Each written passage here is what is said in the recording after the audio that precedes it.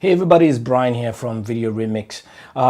Today I want to just walk you through this latest project of mine that I want to share with you what's going on here. So basically what you see in front of me here is a micro studio, what I call a micro studio. This is a full-fledged video creation, video production studio that I want to pack into this one bag and make my way to Bangkok in Thailand and bring you the story of Bangkok shot on a GoPro.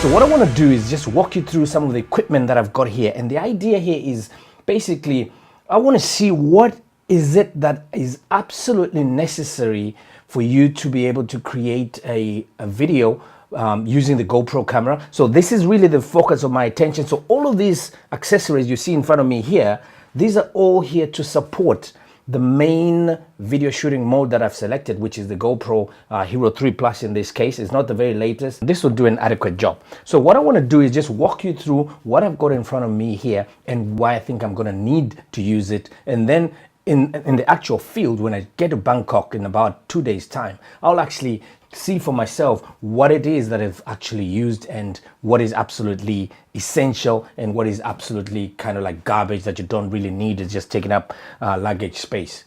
So without further ado, let me walk you through from my left here all the way down to my right, and then we'll just go very quickly what it is that I've got. So over in this corner, this is the power corner. This is the power pack. So I've got a couple of adapters here, obviously for batteries, for recharging. Very important. I've got this universal adapter. Normally a lot of the plugs in Asia will take the Europe adapter. So once I have this, I can then plug my UK adapter into here and then plug in all my accessories. Very, very important. Next important thing is my external battery pack. This one is an Anker. It can hold power that can charge up my camera, my batteries, my iPhone, my whatever, you know, it takes a USB. It can charge up to at least 10 hours without a problem. And I can obviously charge it overnight. Over here is the AA batteries. You always need these, and Duracell is my recommended brand. Over here is basically what I call the fasteners. So I've got a bit of Velcro, you know, just to tie up some cables and so on. And you'll see me using this in the field in Bangkok. I've got a couple of cable ties, which will come in handy. The good old-fashioned gaffer tape. Moving over to the camera section. So as I mentioned, the GoPro is definitely the main star of the show. Everything I want to shoot is going to be shot on the GoPro. So already loaded in the GoPro is I've got a 64 gig high-speed micro SD card.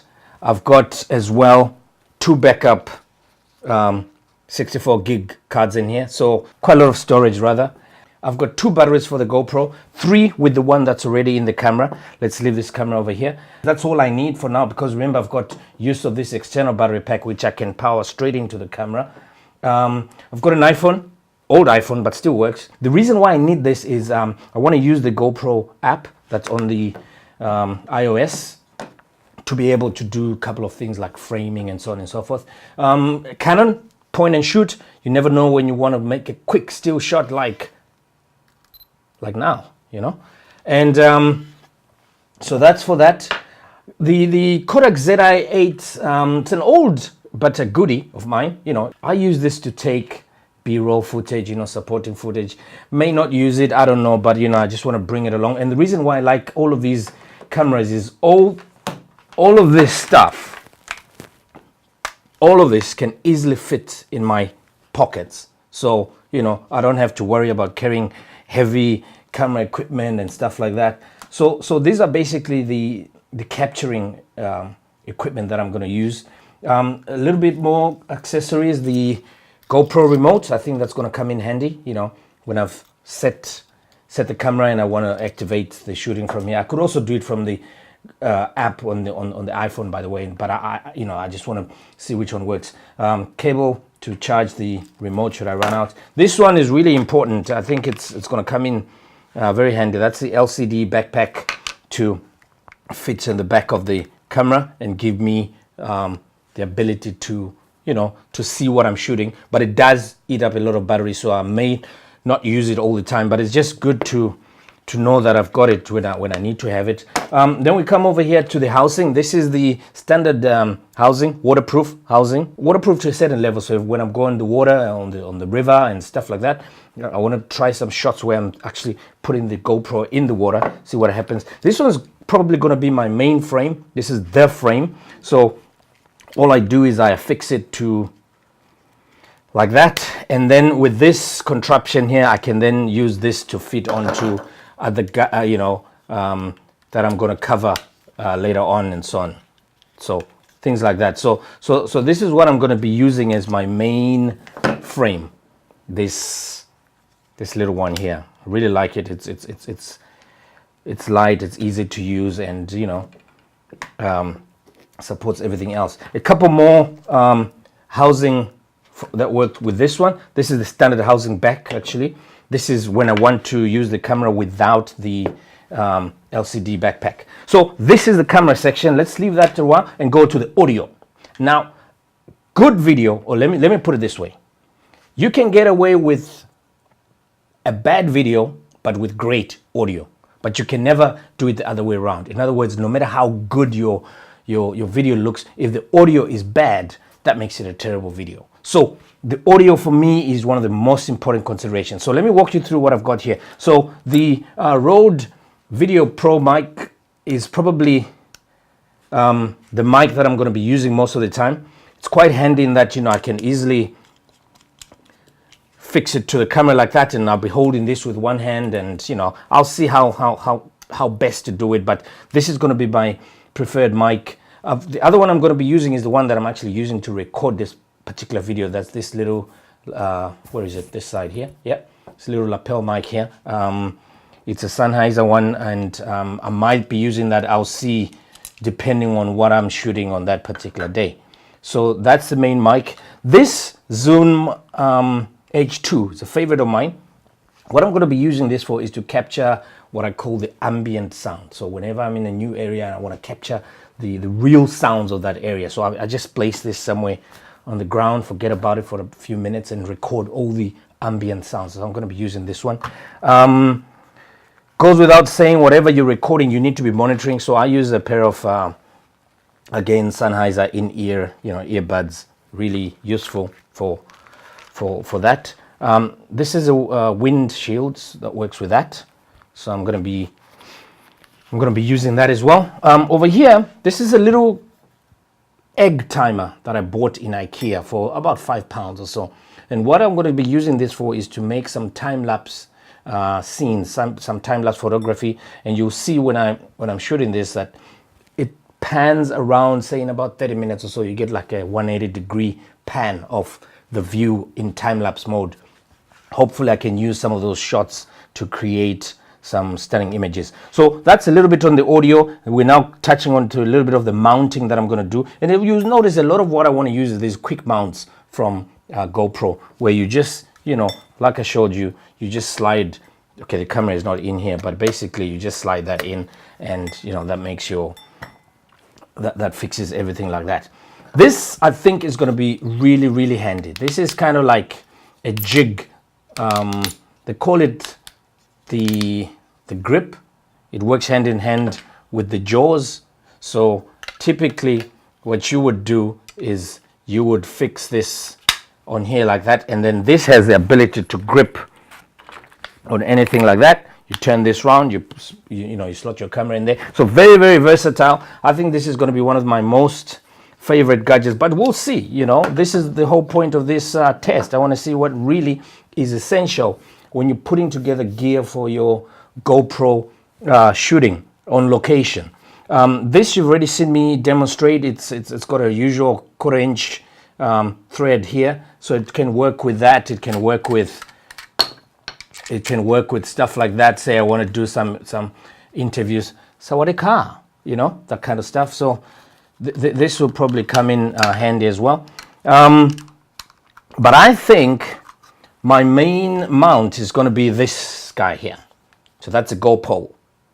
GoPro, it's like your selfie pole, where you can obviously affix the camera over here, you know, and then you then shoot yourself. That's why it's called a selfie stick. But I mean, not only that, but you can also do some, whoa, that was a ceiling I just hit. You can also do some, you know, overhead shots like that. But you'll see me get to use all of this. And let's see what else have we got here. Now coming over to this side, this little gadget here, this is really one that I'm kind of looking forward to in a way, because this is the GoPro suction mount. Really handy gadget. The idea is you mount this suction cup on a flat surface, clean surface, and you can see here it's got enough strength. I can't even lift this table up, but basically my idea for this shot is I want to mount this on the side of a tuk-tuk, you know, the little taxis you get in Bangkok, and show you the view from the side of a tuk-tuk as we rattle along one of the busiest, noisiest, smelliest streets in Bangkok. So that's what this idea is all about, you know.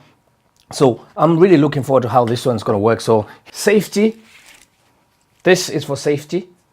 Want to make sure that, you know, when I've mounted the camera on here, it's safe. So this will be kind of like buckled, the camera itself will be buckled to me, you know, just so that in case it falls off, I don't lose the camera as such. Otherwise this whole trip will be a waste in a way. So that's really is the couple of things here, like the head mount that I may decide to use, belt mount, or I can even find a little place to mount this. But really these are the essentials for the creation. Now, post-production. Really important. You want an ability to store the footage. There's going to be a lot of footage that I'm going to shoot. So I've got 1 terabyte of storage, you know, ready to go. That should be more than enough, you know. And every night, after every day's shooting, I'm going to, you know, back it up on here and reformat the cards. Goes without saying that you also need, you know, an adapter for the micro SD card, kind of like a USB memory stick. I don't know if I'm going to use that at all. Notebook just to take notes as you're doing editing, a pen obviously. Like I said, I want to see what I'm actually going to use and not. Pair of editor's glasses, you know, I won't call them reading glasses, that will give my age away, but you know, these are editor's glasses. Don't